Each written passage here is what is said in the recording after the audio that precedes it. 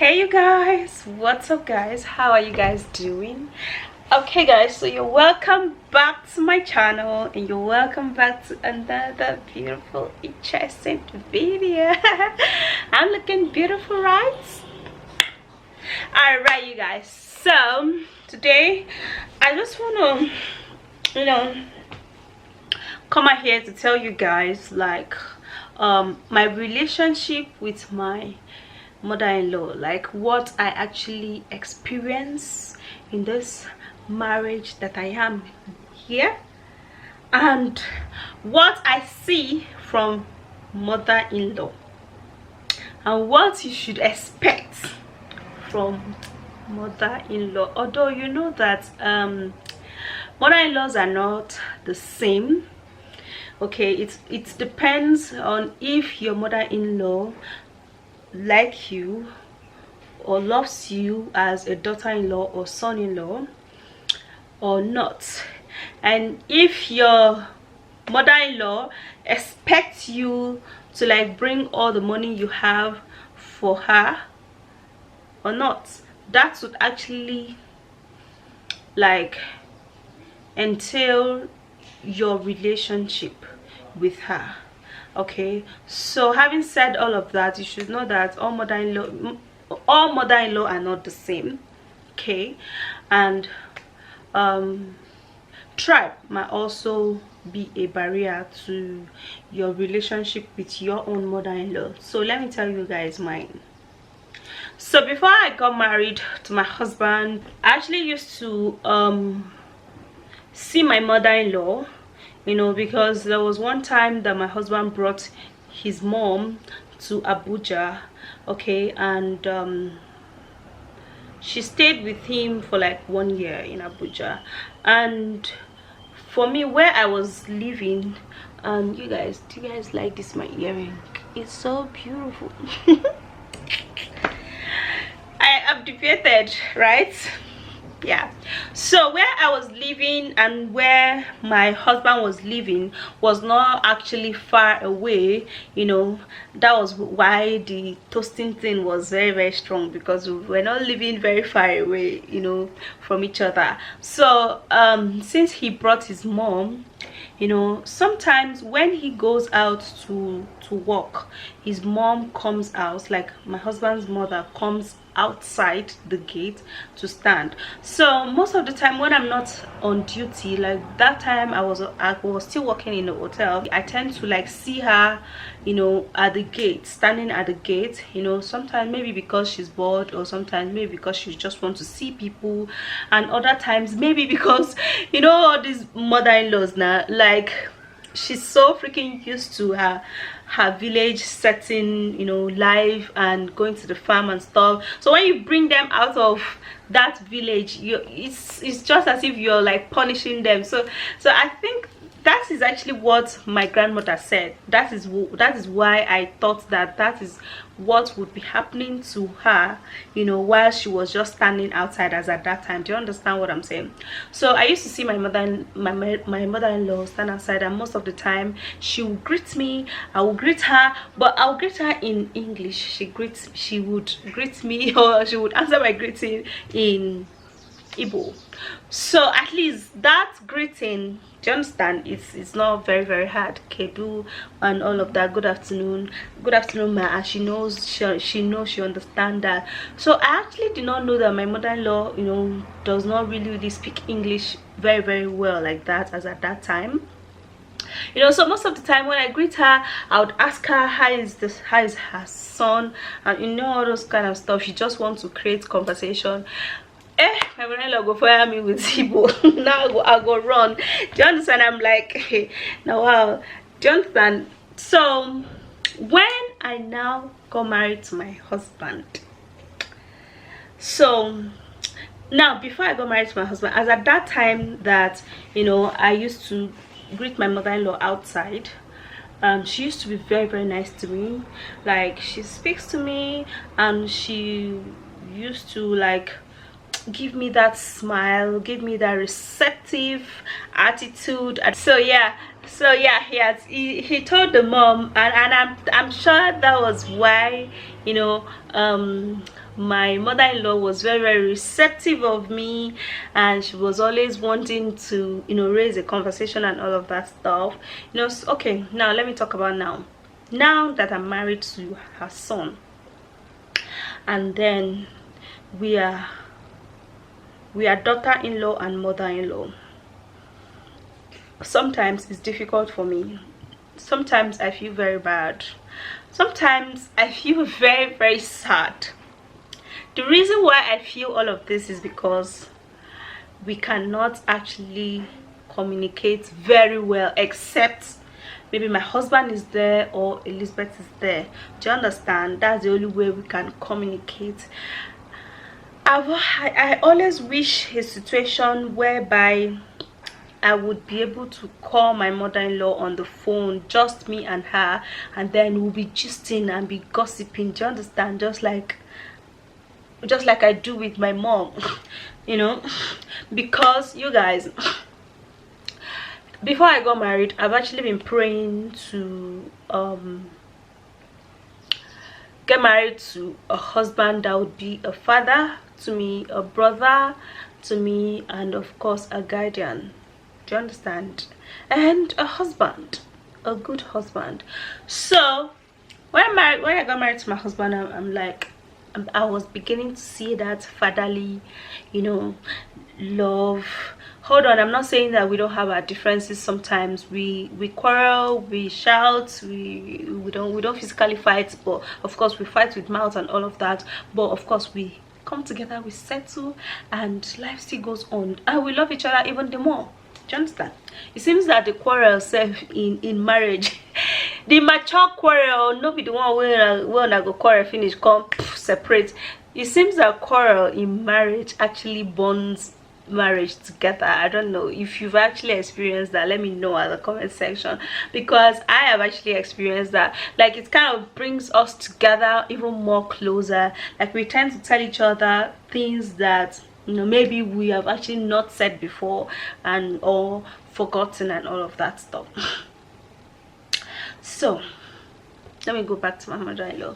Now I got married, I met a mother-in-law who is very, very nice, very, very generous, very, very kind, and very, very loving.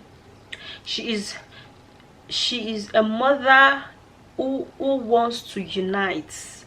My mother-in-law does not love me because she feels that, okay, we are doing well, okay, we are eating well. My mother-in-law loves me because her son loves me, even right from day one. But the only problem I have with my mother-in-law is that when she calls me over the phone, knowing that I don't even understand this language very well, she will begin to blow the grammar and blow it, expecting me to answer. And me, I would be dumbfounded. So you guys, give me, what should I do in this kind of situation? Because that's the only problem I have here. Do you understand? I don't know, is Igbo easy to learn? Is there a way I can actually learn Igbo? Because I am so not happy that I cannot communicate with this loving woman. She's so loving, she's so generous. You guys, hold on. My mother-in-law does not have too much. She stays in the village and she farm. Like, she literally farm. And when she farm, she sends her farm produce for us. I'm not saying it because we are married. Even when I and my husband were not married, I think I've actually been around when mom sent something for him. It was like a surprise to me. Do you understand? My grandmother used to give me things when I visit her in the village. She used to pack things for me, like plenty things, you know. So when I saw that, you know, my mother-in-law sent things for my husband, for my then boyfriend, I was surprised. This guy is a man, why would this woman be sending? She sends oil. Like, most of the time it's my husband that will even reject some of those things. because he feels that he shouldn't stress her. Do you understand? But even with that, she will not give up. Like, she sends stuff for me like every month. Every freaking month she sends stuff. Ever since I've been married to my husband, I've actually not bought oil. I eat the most freshest oil and the most natural organic oil and rice, like water yam. I actually did not used to cook water yam, but ever since my mother-in-law came to my life, I've been cooking water yam, because she sends all of that stuff. She's so freaking generous, even without so much money. And again, I've actually been in a situation whereby, you know, something has happened. You know, I don't want to talk about that, it's not important.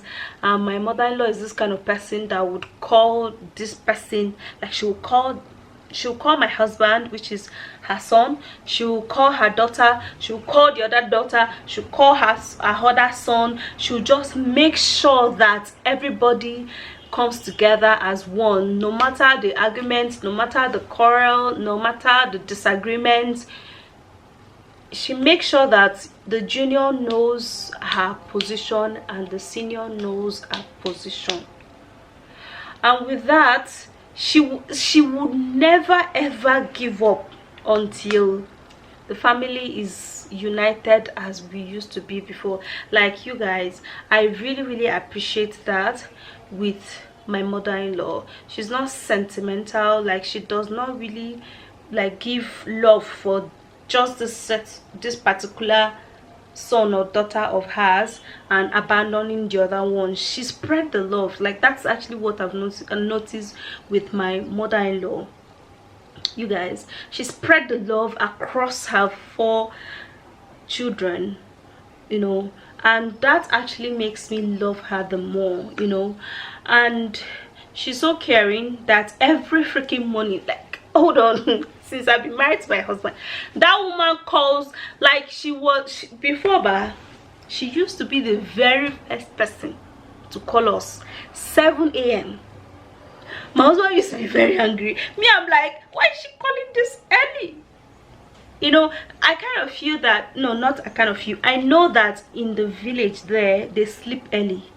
7, 8 o'clock, everybody has gone to sleep. Because when we traveled the last time to see my mother-in-law, you know, 8 o'clock, we don't enter inside house. Everywhere don't dark, everywhere don't black. I say, hey, 8 o'clock, I want to sleep by 8 o'clock. That's why I go lie down for bed. Oh, sleep will not come until 10 o'clock. You know, we are so used to sleeping by 10, you know. So she you know, when there's this saying that says early to bed, early to rise, so they sleep very early, and then they wake up very early as sometimes 5 a.m. do you understand? Some of them goes to farm and all of that. So when my mother-in-law wakes up that early, she feels that, okay, we would have been up too, so she'll call. So she literally calls us every 7 a.m. in the morning. You guys, at first it was very, like, it was, oh, why are you calling this early? But we're just so used to it, you guys. We're so freaking used to it now that we enjoy it. I personally enjoy her calls. You know, she literally calls every day, except maybe her phone is down, or her phone has spoiled, or she doesn't have airtime, or whatsoever. But apart from that, she has to call. She must call. You guys, I'm not actually here to tell you that I have the most perfect mother-in-law, but yes, I would say it that I have a very beautiful, kind woman as a mother-in-law. And my relationship with her, I love it. But the only thing I don't like is that we cannot gossip, you know. We cannot speak without my husband being there. We cannot speak without Elizabeth being there. So there are some things that I would be able to tell my mother-in-law, do you understand, without my husband hearing it, or without Elizabeth hearing it. I will not be able to do that, because the language barrier. So you guys, what do you guys advise? So the language barrier is the only problem I have with that is holding me back from having that sweet, though I do have, even with the language barrier, I have that sweet relationship with my mother-in-law, but that's just the only thing that is holding us. So advise me, oh. Tell me which school I will go because my husband is not helping me. He's not. So don't tell me to tell my husband to teach me. My husband is not helping me. Tell me whether there's an app or a book that is online so that I want to start learning Igbo, because I want to communicate with my mother-in-law and have the most perfect relationship a mother-in-law and a daughter-in-law could ever have. However, when you want to marry, pray that you have my kind of mother-in-law who is very kind. Anyway guys, so that's it. I'm just up here to just gist you about this.